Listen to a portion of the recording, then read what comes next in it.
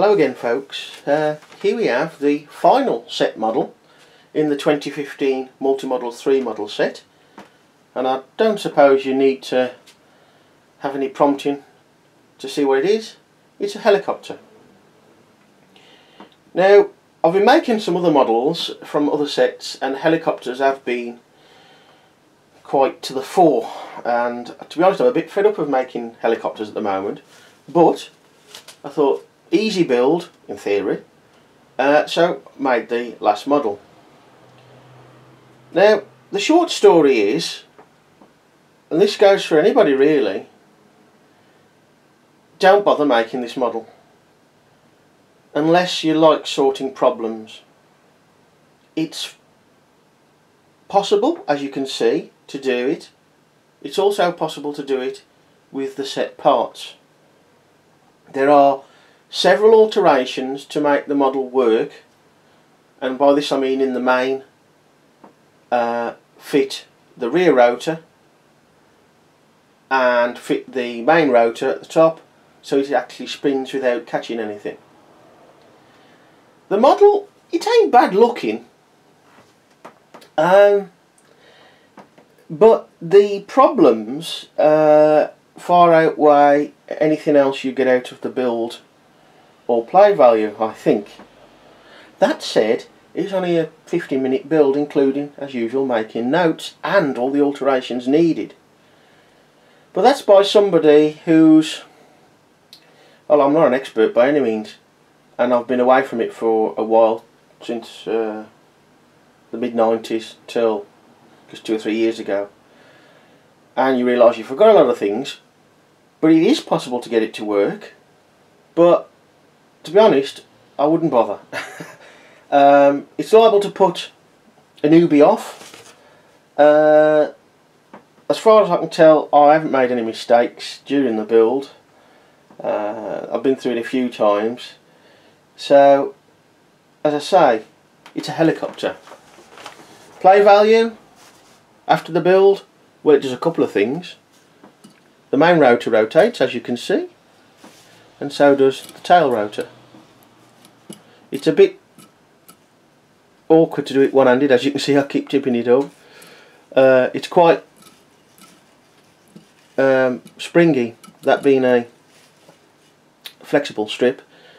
The construction itself is pretty solid once you get it to this stage, but there are several issues because you're missing, well, not missing, there should be, for this build to be built properly, one extra 19mm pivot bolt.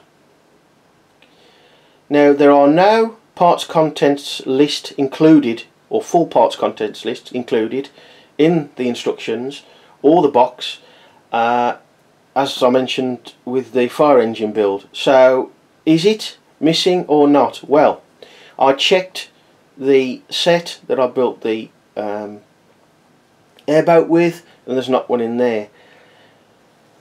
So we'll get on to what is wrong exactly, and it will allow you to build a model, but not as easy as the instructions suggest. Right, I'll do it in stages of the build, but before we get on to the nitty-gritty of the ways of getting round the problems of not having that extra 19mm pivot bolt, first of all, the spanner, the oft mentioned new spanner, by me anyway. This one did actually clip the nuts in place at the box end, albeit it was right in to the spanner, which limited its reach by about 3 or 4mm.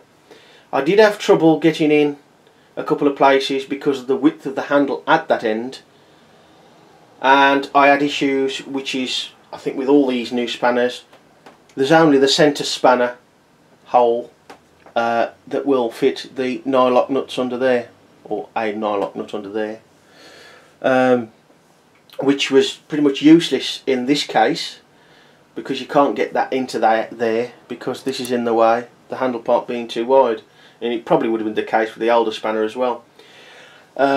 Fortunately, the lankiness in the box end at the far end of it of that spanner meant I could just grip that nylock nut. This build was a little fiddly in parts. Of course it's a small model, which does make things being fiddly probably more often than not.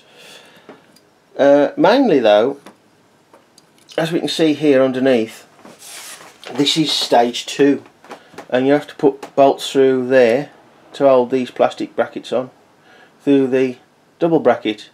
There's not a lot of room there, so basically what I do is this. I turn it upside down so this is level on a flat surface on your table, and I hold with one hand the bolt in place there, not in the hole but just fed through, so the head is aligning with the hole in the side of the flange plate or near enough. Then I fit the Allen key through, fit it into the bolt head and guide it in that way. It's also fiddly to get in here once you've got one bolt in with a spanner, because it's a tad chunky, the spanner is.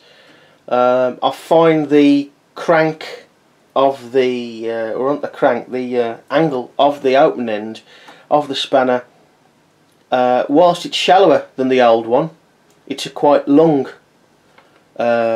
gradient, and that might be adding to why the main handle part of the spanner is further away from where I want it to be.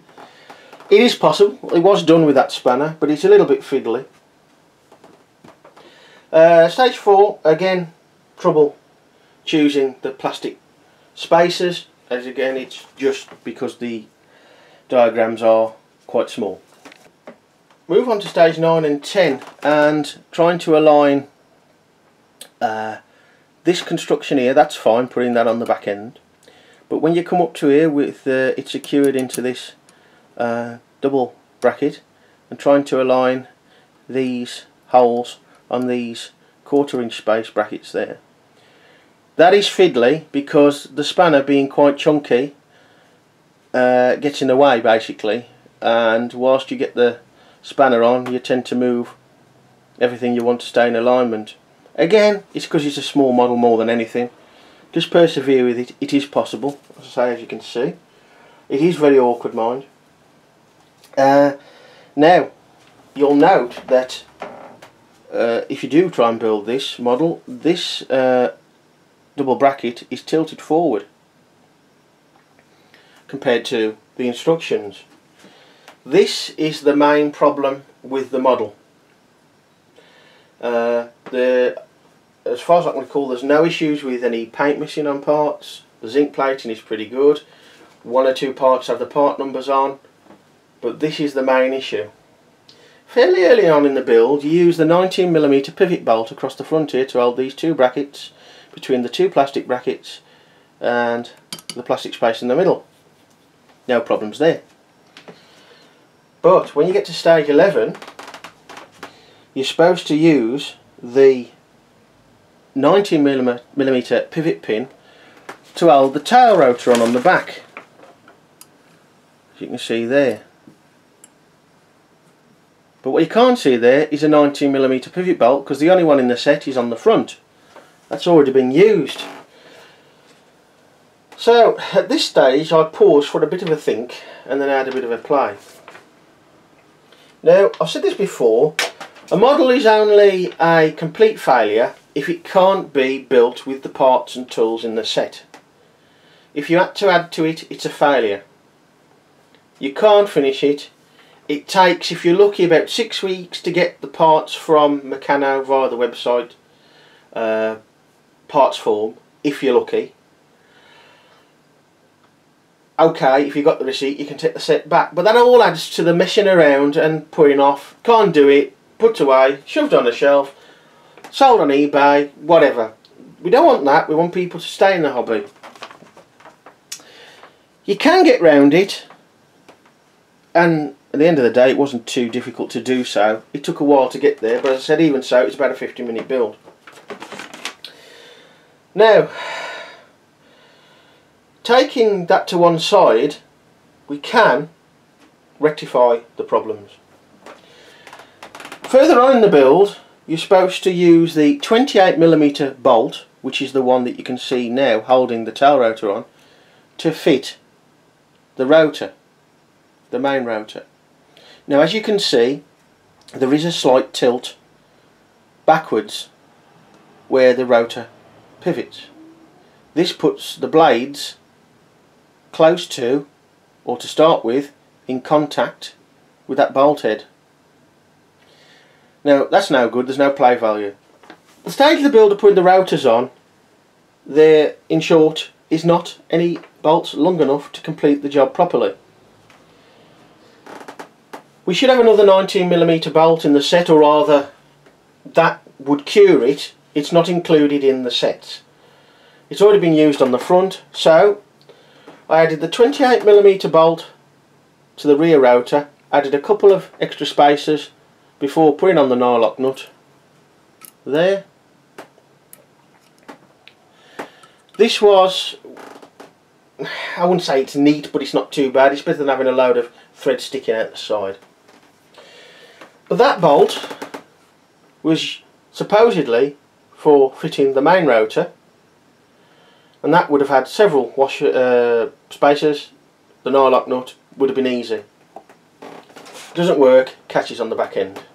And even now, it could, oh, you just, I mean, see how close it is there? It does clear the tail rotor. But it was worse than that, it was actually catching the bolt head there. The first thing with the blades to do is to put the blades together, and you do this by just putting the one bolt and nut through there. The instructions show it with the bolt head on top, but that means there's more bolt protruding below, and that means it catches. No good. Turn it round, that's the first thing. Next thing to do, because the longest bolts we've got now are 12mm, which is about ½ inch, is to remove one of the spacers atop the construction. The one underneath don't come into it at all. We fit a nylock nut upside down, which is quite awkward, but that's the only way we can get the plastic centre of the nylock nut to actually reach the thread of the 12mm bolt. It's quite awkward to get on, so I suggest just putting that nut onto a bolt first to get it started, then take it off, then put it on. It's awkward to grip the nut because of the aforementioned clearance issues, or tolerance issues I should say. Basically the spanner is too good and will not fit on there very well. However, what I call the box end does just about grip the nut, so you can do it. What you'll need is one large plastic spacer and one standard washer. They're all in the set. Then you can adjust it so it spins freely.